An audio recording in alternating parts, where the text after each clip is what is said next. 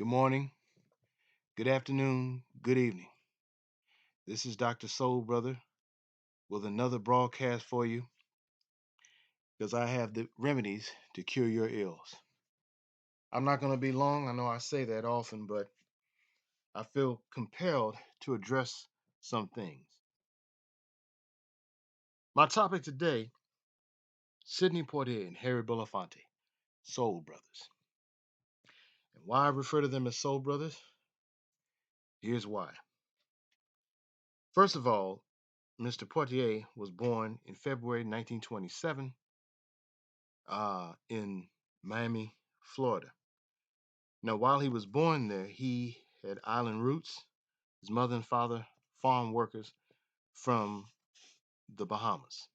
Now, anybody who looks at a map or a globe can see that Florida is a stone's throw. It's a hop, skip, and a jump from um, from the Caribbean.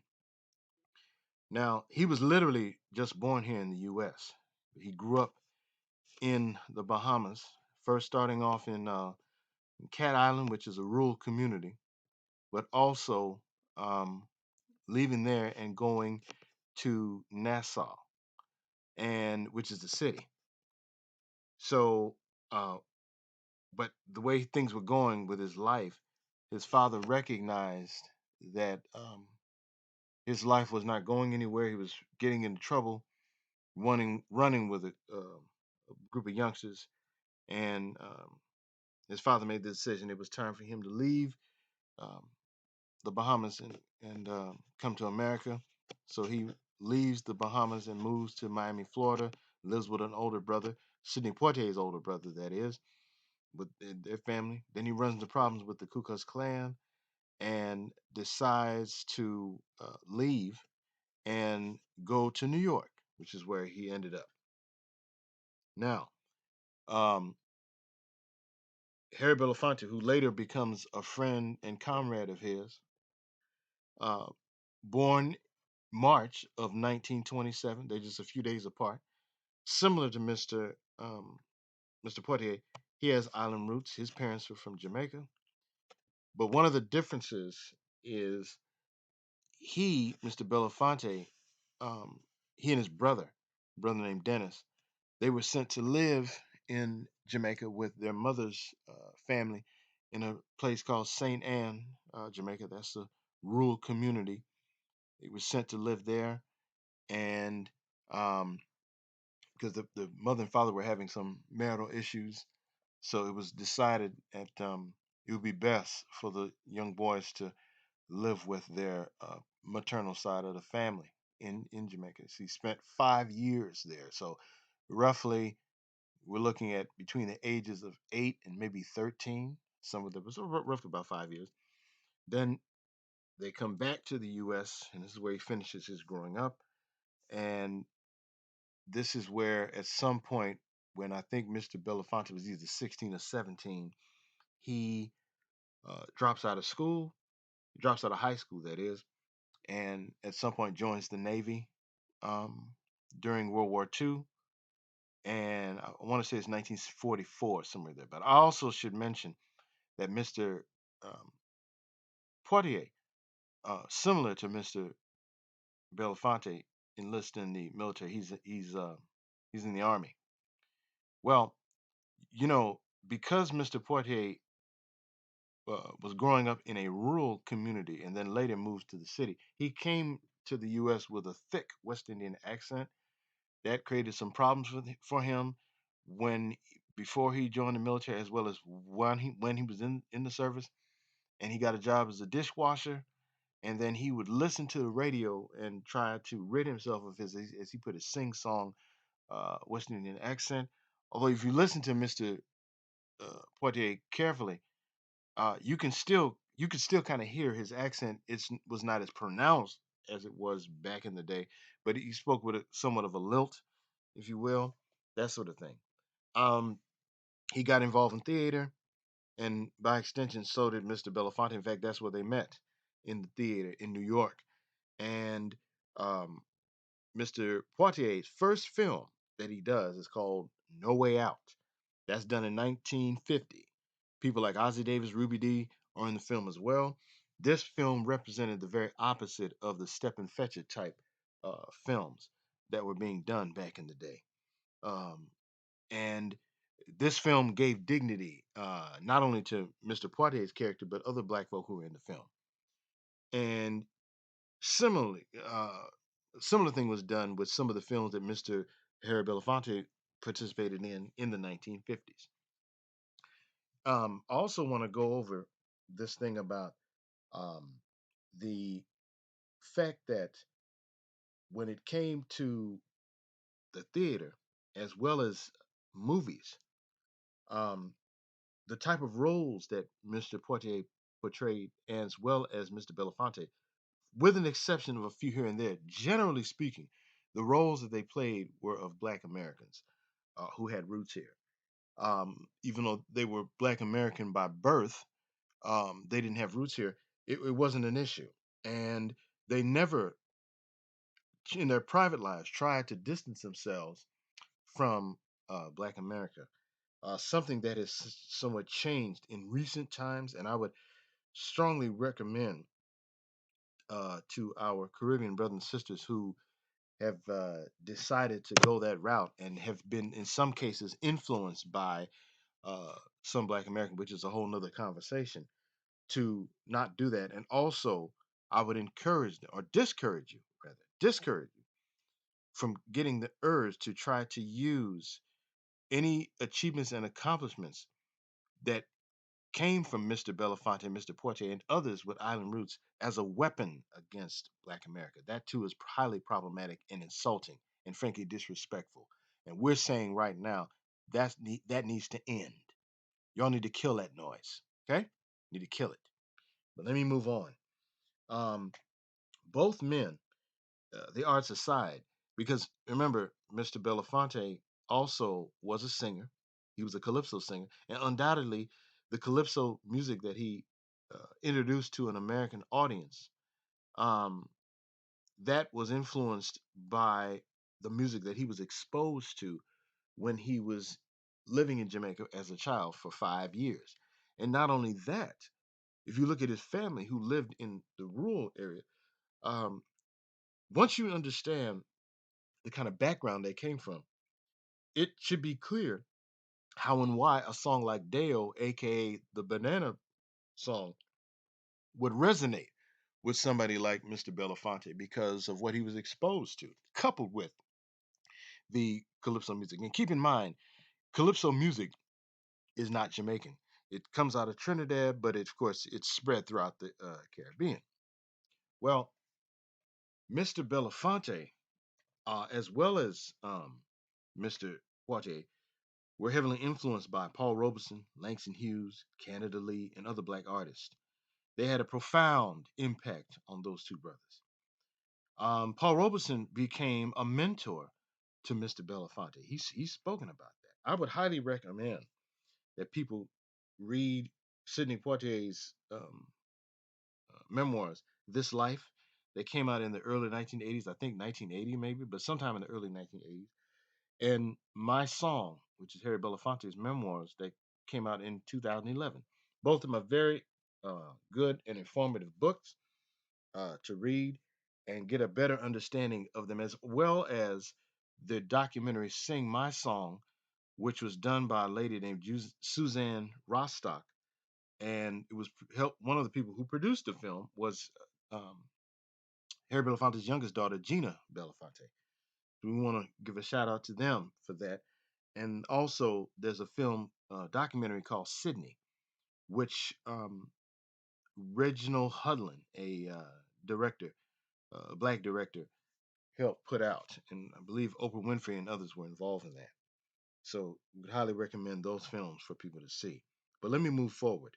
Um, Mr. Belafonte got exposed to folk music from people like Woody Guthrie, white fella, somebody like Lead Belly, a black man out of, I believe, Shreveport, Louisiana, um, people like that. And of course, Paul Robeson's music. And I said Paul Robeson served as a mentor to the point where he told Harry Belafonte, get them to sing your song. Um, they'll get to know who you are, something to that effect. Um, Both Mr. Poitier and Mr. Belafonte played significant roles in our history and our struggle here in the United States. Um, Especially Mr. Belafonte. He's the one who helped to bankroll, if you will, the civil rights movement. And he had a very close relationship with Mr. with Reverend Dr. Martin Luther King Jr. I also want to add this as well. Um, I'm just going to do a drive-by with this, and at some point I'll expand on this much later. Um, Mr. Harry Belafonte was a Mason, Prince Hall Mason, as well as Dr. King. I'm not clear if Mr. Sidney Poitier was a Mason. He could have been. I don't know. If anybody knows, please let me know. But I'm doing a drive-by with this only to say that contrary to what has been put out there, um, the Masons have not been and are not enemies of black folk, be they Masons or even Eastern Star, the female counterpart. They play a significant, and also you may or may not know this. Mr. Harry Belafonte uh, was initiated into Phi Beta Sigma fraternity. Okay, so he became a member of Phi Beta Sigma fraternity. Look it up. So he was just as much a member as, say, Kwame Nkrumah, Nnamdi Azikiwe, Huey P. Newton, people like that. Yes, Huey P. Newton, one of the co-founders of the Black Panther Party, was a Phi Beta Sigma. But that's a conversation for another day. But let me move forward. Um, One of the things that both Mr. Poitier and Harry Belafonte did was get involved with a film called Buck and the Preacher in 1972. And in that film, it covers what would be the term is not used in this film, but the term that was what they represented was the black exoduses. And what the black exoduses were a group of black folk in the South who, post slavery, were catching hell from white folk, and they made the decision to leave and go to the Midwest or come out west. And this is a very important part of our history. And I have to applaud those two men because, again, they, while they were born here, they didn't have roots in this country, and they delved into a part of our history that they felt was very important to cover on film. So that is what they did, and we have to salute them for that. We have to salute them, and and I mean, they didn't. There was nothing in there that, I mean, you if you didn't know any better, you'd have thought that these two men had roots in America. Okay, but they that was a very important part of our history, and this is done against the backdrop of folks were becoming, as it were, um, archaeologists, so to speak, as it related to Black history in this country, and they felt that this was very important. Um, Shortly after that, that's 1972, but shortly after that, there was a 1973 movie called A Warm December. It's a Black love story between a Black American doctor played by Sidney Poitier and a Jamaican woman named Esther Anderson, who portrayed a an African woman involved in trade mission. It was a beautiful love story between the two, and in it you can see check out the dialogue, and it's clear that Esther Anderson's character, the African woman, speaks highly of Afro American people and culture. But it's a film that I would highly recommend. You fast forward to uh, the 1980s, where Mr. Harry Belafonte was involved with a movie called Beat Street, which dealt with hip hop. And it's interesting to note that here's a guy who had island roots, and there's a guy in the film with island roots named DJ Kool Herc who had a cameo appearance. There's nothing in the film that suggests that hip hop was Caribbean. Okay, this is, it's not until years later that this becomes the narrative, which is completely false. But I'm not going to go down that rabbit hole because that's a conversation and a show for another time. Um, the role that those two men played in the civil rights movement is just, I mean, I can't even use a word to describe um, how great and that was, and I have to salute them for that. They literally put their lives on the line, especially Mr. Belafonte, because remember now, during the 1960s, Mr. Poitier continued to make movies, whereas Mr. Belafonte, on the other hand, was not making movies in the 1960s. He made movies in the 1950s. He was not on screen in the 1960s. He went back to making some movies in the 1970s. I said Buck and the Preacher. What was the movie with Sidney Poitier and Mr. Bill Cosby that was done. Uptown Saturday Night, we played the character Geechee Dan. Geechee Dan, so clearly he's playing a black American who had roots here. Let us not also sleep on the film that he did, Mr. Belafonte, that is, in the 1990s called Kansas City, which in my judgment is an underrated film, okay? Which dealt with jazz and the black experience here in the United States. So I think that's important to know and understand.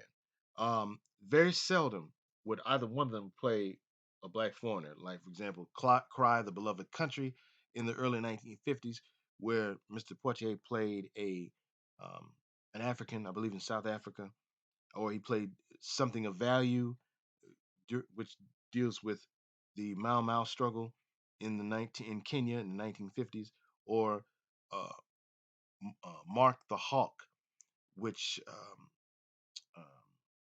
he played opposite Esther. I mean, what's her name? Oh Lord, I'm drawing. Eartha Kitt. I'm sorry. And where it was filmed in Africa, and of course, where Mr. Belafonte played a West Indian man in Island in the Sun, which takes place in some fictitious island, but is actually filmed in Grenada. But for the most part, the roles that they played were Black Americans. Um, so again, they need to be saluted for that. They need to be saluted for their activism. And we won't even get into the whole thing with Mr. Belafonte and the USA for Africa um, project that he worked on, and the anti-apartheid movement, et cetera, et cetera. So I'm going to close with this. As I said, I'm not going to be here long, but I just felt compelled to kind of pay homage in my own way and also reference this. You know, it's interesting when Mr. Belafonte would speak of his mother, who was largely responsible for his social awareness and the need to speak out against injustice and racism and poverty and all those things that impacted him during his youth and also impacted his mother. He would refer to his mother as being very feisty, but when he did that, he never did that to say or suggest that feistiness is a unique Caribbean trait. Let me say that again. He never, in referencing his mother as being feisty, never suggested that that was a unique Caribbean trait, showing you that that's black folk throughout the diaspora, but not only black folk, that's just human across the globe. Feistiness. You run to people of all stripes and hues, all ethnicities, all races, and all nationalities who are feisty. Okay, so um, we want to salute those two soul brothers. They were thick as thieves. They worked together, though they weren't identical, but they were definitely very similar. And I want to salute them for not trying to distinguish themselves from the rest of Black America. And they did not bring up their island roots every 15 minutes, something that you see going on right now. So I'm going to close with all of this. Um, to those folk who want to better understand who they were, what they were about, take a page out of their books. Um, also, um, when it comes to somebody like Mr. Belafonte, who continued to put in work well into his 90s, I have to salute him for that because, you know, he kept on till the wheels came off. So if he could do it, so could we. And on that note, I'm going to end and say to you, until the next time, God bless.